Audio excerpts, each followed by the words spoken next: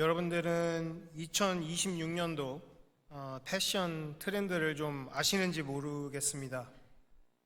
2026년도 2월 달이기 때문에 아직 그 트렌드를 모르신다면 트렌드에 뒤처진 사람입니다. 괜찮습니다. 저도 잘 모릅니다. 그래서 제가 요즘에 가장 친하게 지내고 있는 구글에게 물어봤습니다. 그랬더니 정말로 어마어마하게 많은 양의 내용이 나옵니다. 그 중에서 어디서 들어봤던 적이 있는 것 같은 패션 잡지의 기사를 보았습니다. 만약에 혹시 아직 내가 2026년도 패션에 대해서 잘 모르신다라면 한번 참고하시면 되겠습니다. 올해에 유행할 스타일은 지적인 시크함이라고 합니다. 지적이고 문학적인 스타일은 더 이상 일부 마니아층의 취향이 아닙니다. 봄, 여름에 유행할 무드는 훨씬 부드럽고 현실적으로 버건디색이나 네이비, 그린 같은 깊이감이 있는 컬러의 니트가 유행한다고 합니다. 또 다른 부분은 여유의 미학이라고 합니다. 조용한 럭셔리의 모습은 의외로 단순하다고 합니다. 여유로운 실루엣과 고급스러운 소재로 조합하면 여유의 미학, 럭셔리한 멋을 낼 수 있다라고 하는데, 쉽게 말해서 좋은 소재의 오버핏입니다. 문제는 저같이 좀 몸에 여유가 풍부하면 더 풍부하게 만들기 때문에 그런 오점이 있다라는 것 유의하시기 바랍니다. 말씀에도 옷 이야기가 많이 나옵니다. 가장 처음에 입었던 옷, 나뭇잎 옷이죠. 아담과 하와가 입었던 나뭇잎 옷, 그리고 가죽 옷, 요셉의 색동 옷, 요나단이 다윗에게 준 겉옷, 굵은 베옷, 제사장의 옷. 그때의 트렌드가 있었는지 모르겠지만 굉장히 많은 옷들이 나오는 것을 볼 수가 있습니다. 그렇다면 우리의 2026년을 살아가는 오늘의 신앙의 트렌드는 어떤지 한번 짚어보고 가고 싶습니다. 보통은 신앙생활을 이렇게 이야기합니다. 조금만 더 괜찮아지면 기도해야지. 이 문제가 정리되면 교회에 가야지. 마음이 바로 서면 하나님께 나가야지. 그런데 성경을 보면요, 하나님은 한 번도 정리하고 오라라고 하신 적이 없습니다. 성경은 늘 이렇게 말합니다. 그 상태로 그대로 오라. 오늘 본문에 나오는 이 여인은 정리된 사람이 아닙니다. 준비된 사람도 아니었고, 숨쉬듯 죄의 수치 속에 살아온 사람이었습니다. 그런데 바로 그 사람이 예수님의 옷자락에 손을 대고 인생이 바뀌는 것을 볼 수가 있습니다. 우리는 이 예수님의 옷에 손을 댄 여인의 모습에서 우리의 모습을 볼 수가 있습니다. 첫 번째로 우리는 모두가 벗겨진 사람들입니다. 이 여인은 12년 동안 혈루증을 앓았다라고 말씀은 이야기하고 있습니다. 12년이면 인생의 한 구간이 아니라 아마도 인생 그 자체였지 않을까 싶습니다. 제가 아는 목사님이 계시는데, 이 목사님이 희귀병을 앓고 계셨습니다. 이분이 마치 혈루병 같이 그 병을 앓고 계셨는데, 원래는 호주에서 그 멜 깁슨이 나온 학교, 영화 학교를 다니시면서 영화를 공부하다가 미국에서 이분의 병을 연구하기 위해서 미국으로 초청해서 데리고 와서 그래서 미국에 와서 계시던 분이었고, 이 삶이 그분의 삶의 어려움을 지내고 계시다가 은혜 받고 영화 공부를 접으시고 목회자가 되신 케이스입니다.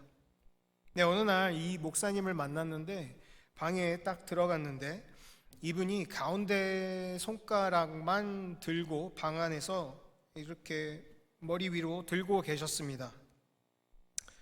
우리가 미국에서 살면 다 알다시피 가운데 손가락을 높이 들고 있으면 예뻐할 수 없는 모습입니다.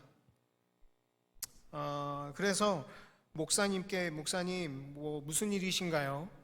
라고 물었는데 주보를 접다가 손가락을 베어서 심장보다 손가락이 높게 있어야 하기 때문에 그렇게 가운데 손가락을 높이 들고 계셨다라고 이야기하셨습니다. 그래서 목사님, 그렇게 하고 있으면 남들이 오해할 것 같습니다.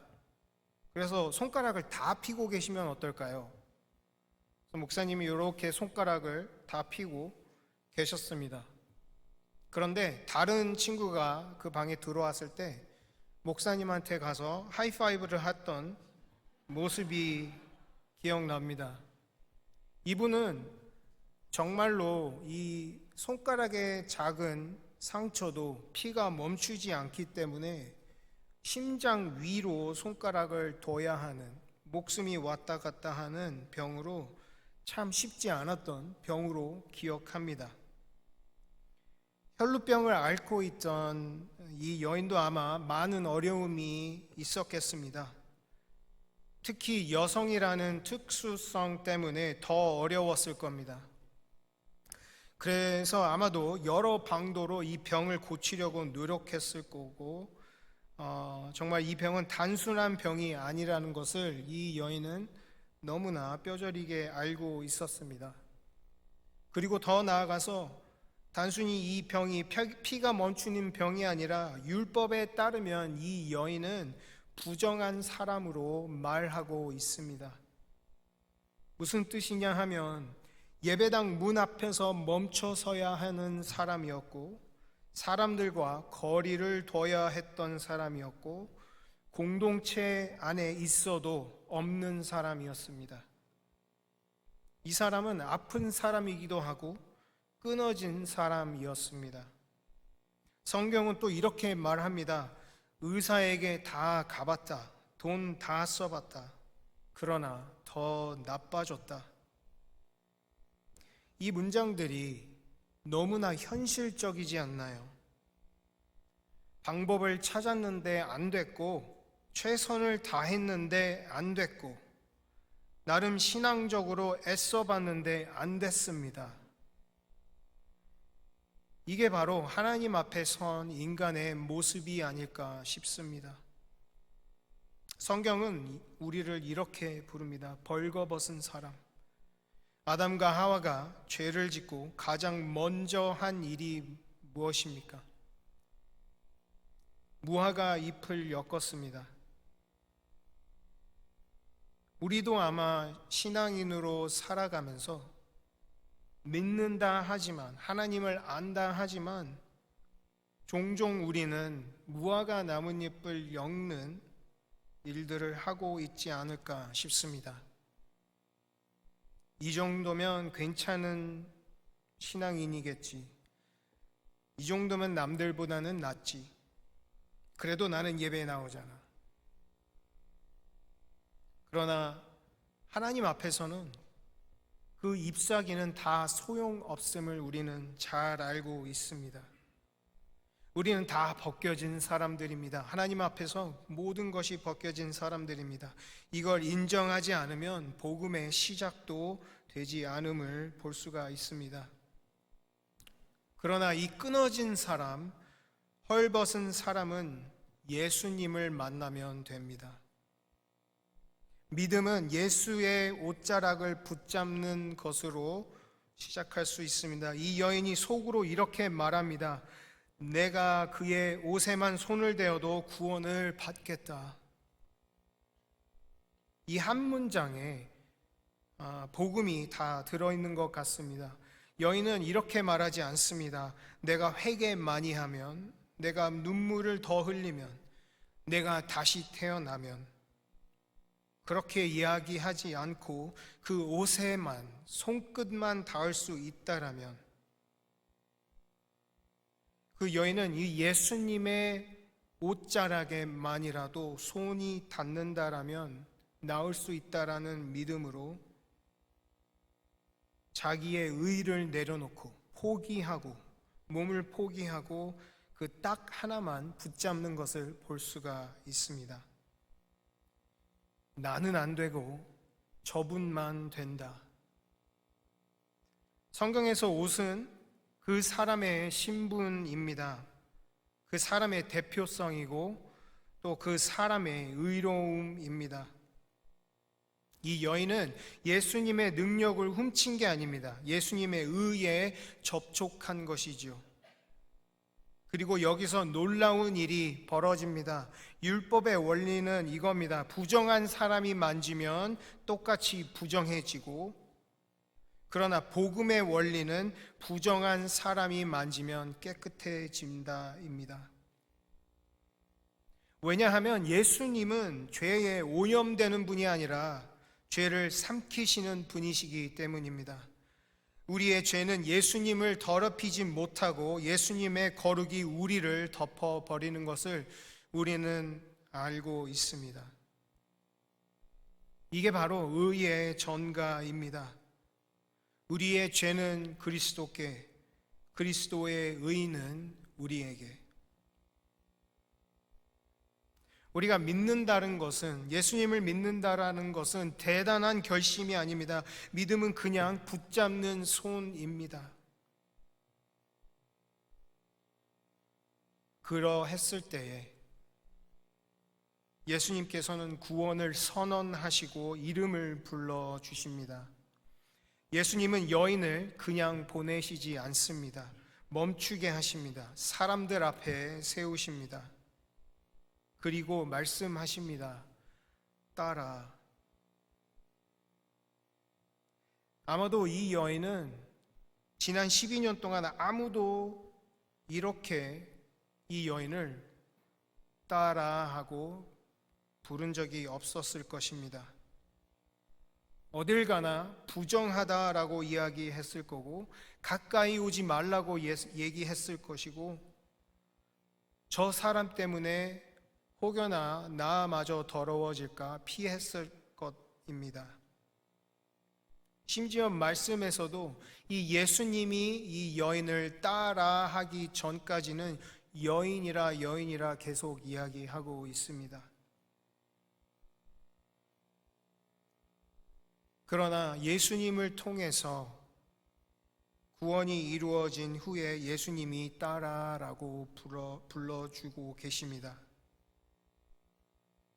그리고 이어서 말씀하십니다. 내 믿음이 너를 구원하였다.